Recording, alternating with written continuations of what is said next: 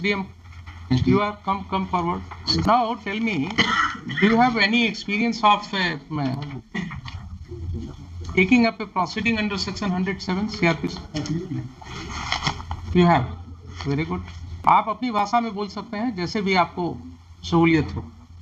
Sir उस समय मोकामा विधानसभा चुनाव सर उपचुनाव होना था सर, उसमें सर बहुत सारा हम लोगों को इनिशिएट करना पड़ता है right from the after announcement of the election and after the conclusion of election. इस पीरियड में सर जो प्रिवेंटिव एक्शंस के तहत प्रोसीडिंग्स इनिशिएट करने पड़ते हैं। कोई तो बेसिस होगा ना एसडीएम साहब? सर ऑन द रिपोर्ट हम भी उस गांव के अगर रेसिडेंट हो, मान लीजिए हमारे गांव में एक थाना हो और हम वहां के रेसिडेंट हों, तो हमारे खिलाफ 107 प्रोसीडिंग करने के पहले कुछ तो आप ख्याल रखेंगे हमारी इज्जत का भी। कोई रिपोर्ट आपके पास होनी चाहिए कि मेरा ये चरित्र है, हमने ये जो है गांव में उत्पात मचा रखा है या लॉ एंड ऑर्डर प्रॉब्लम है। तो ऐसी स्थिति में आप समझ सकते हैं कि कोई आशंका आपको होगी, कोई ऐसा विश्वास होगा कि यहाँ पर कोई घटना घट सकती है। ये जो लोगों के खिलाफ 107 आपने शुरू किया, इनके बारे में क्या इनपुट्स थे आपके पास? On the basis of police reports sir, that but police report is nowhere showing any input. Please come to your records. प्रभावित कर सकते हैं इनके द्वारा कर सकते हैं। तो ये तो 10 नाम दिया, आपकी इच्छा होती है, आपके एसपी साहब की इच्छा होती है कि 5 नाम और जोड़ दो तो 15 हो जाता। इन सब लोगों का क्या रिकॉर्ड ऐसा है जिसके आधार पर आपके ओपी से ये सूचना, ये प्रतिवेदन दी गई? क्या ये प्रतिवेदन काफी है किसी व्यक्ति के अगेंस्ट 107 शुरू कर देने के लिए आपकी राय में? सर नोटिस के उपरांत पहले ये बताइए ना, आपको माइंड अप्लाई करना था ना। एक प्रतिवेदन आया आपके पास, ओपी से एक प्रतिवेदन आया, उस प्रतिवेदन के साथ किसी भी व्यक्ति का कोई क्रिमिनल हिस्ट्री नहीं लगा हुआ है। उस प्रतिवेदन में कहीं नहीं कहा गया है कि हाँ ये व्यक्ति पास्ट में भी इसने कभी कोई ऐसा दंगा फसाद किया है या किसी लड़ाई झगड़े में इसका नाम पड़ा है, नहीं है ना। तो ऐसा क्यों नहीं माना जाए कि आपने वहां एक दहशत फैलाने के लिए कुछ लोगों का नाम लिख करके उनको भयभीत करने के लिए आपके पुलिस ऑफिसर ने एक रिपोर्ट बनाया, आपको भेजा और आपने उस पर दस्तखत करके 107 शुरू करा दिया। किसी व्यक्ति के खिलाफ 107 का प्रोसीडिंग अगर शुरू हो रहा है तो क्या उसके ऊपर एक दाग नहीं लग रहा है?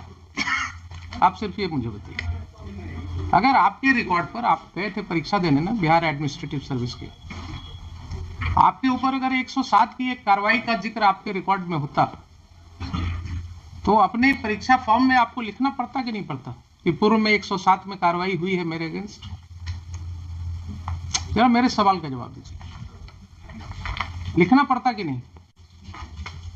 इंटरव्यू होता, उसमें जो लोग होते हैं वो आपसे पूछते ना कि अच्छा ये 107 क्यों हुआ आपके ऊपर, क्या जवाब आप देते? बोलते साहब ये तो पुलिस वालों ने ऐसे ही कर दिया, मेरा तो रिकॉर्ड बिल्कुल क्लियर है। क्या यही बोलते या कुछ और बोलते? जरा सर यही बोलते ना।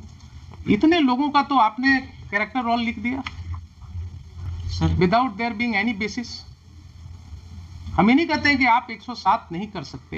इन appropriate cases yes you should do, you can certainly do it, but इतने लोगों के खिलाफ 107 का नोटिस देने के पहले क्या आपको आश्वस्त होने की जरूरत नहीं थी? क्या इसमें से किसी व्यक्ति के विरुद्ध कोई शिकायत है, किसी ने कभी कोई लॉ एंड ऑर्डर ब्रेक किया है, किसी ने पूर्व में कहीं पिछले इलेक्शन के दौरान कहीं कोई दंगा फसाद किया है, ऐसी कोई रिपोर्ट है उस ओपी में? बताइए। सर इनिशिएशन ऑफ प्रोसीडिंग में सर हम उनसे पूछते हैं कि क्यों ना आपसे सर ये लिया जाए बॉन्ड सच्चरित्र का। इससे सर हमने उसको कभी भी प्रोसिक्यूट नहीं किया। बॉन्ड लेने की बात है ना सर, आप उनको बोलते हैं कि साहब क्यों न जरा 107 निकाल ही लीजिए ना। क्या है आइए जरा, कुछ पढ़ाई लिखाई भी हो जाएगी इसी बहाने। अब देखिए ये सेक्शन के अंदर आपने क्या समझा, क्या दिया हुआ है? रिसीविंग इंफॉर्मेशन एक पार्ट हुआ, बीच में देखिए एंड के बाद क्या है? And is of opinion. धीरे धीरे पढ़िएगा जरा उसको, इसी में क्रक्स है। and is of opinion that there is sufficient ground.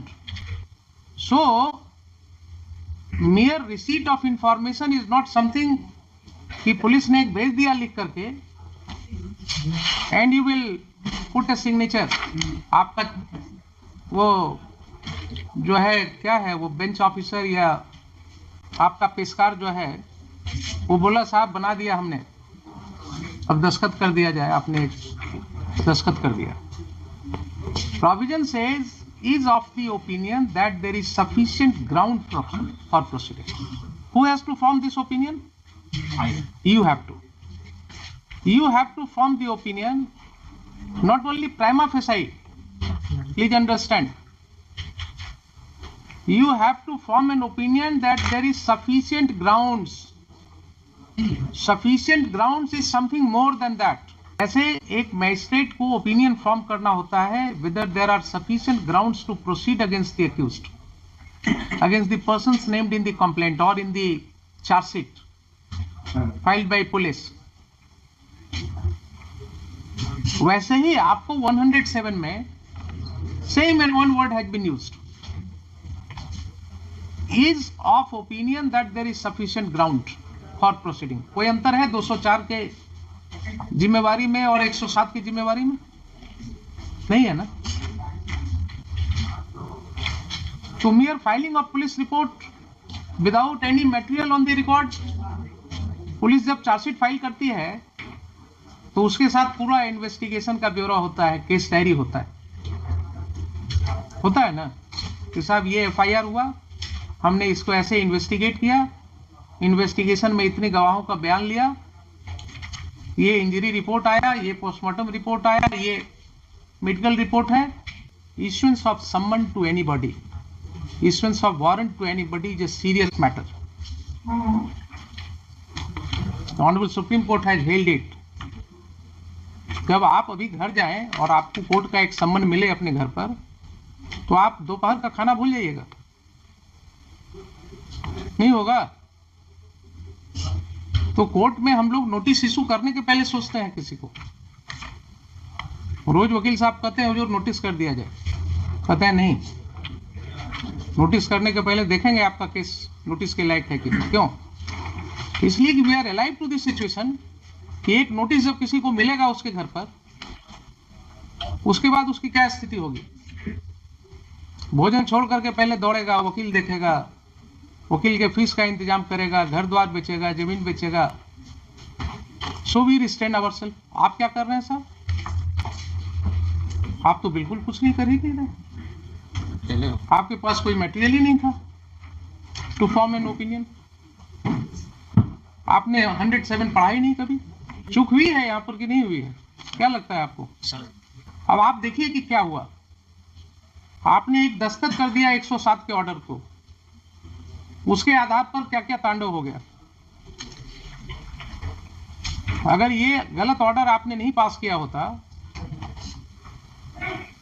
तो आगे कोई बात ही नहीं होती. तो ये सारी कार्रवाई के तो दोषी आप हो गए. Your order without application of mind, without following the law has created all this trouble. I find myself totally disturbed how this is happening. SDO is making false statement in FIR. SDM is not applying his mind before issuing summon to anybody. Police officers arresting anybody on a mere allegation without knowing the judgment of the Honorable Supreme Court. Are we living in a situation where we can understand rule of law? It's really being implemented. अब ये आपको हम पढ़ावे court में हर officer को बुला करके संभव है क्या? आप क्या पुलिस के कहने से कुछ भी कर देंगे? पुलिस के कहने से without looking into any material किसी को समन कर देंगे? सर इलेक्शन पीरियड में, तो इलेक्शन पीरियड में आप क्रिमिनल बना देंगे लोगों को क्या? डिस्टर्ब करेंगे लोगों के फैमिली को, पीस को.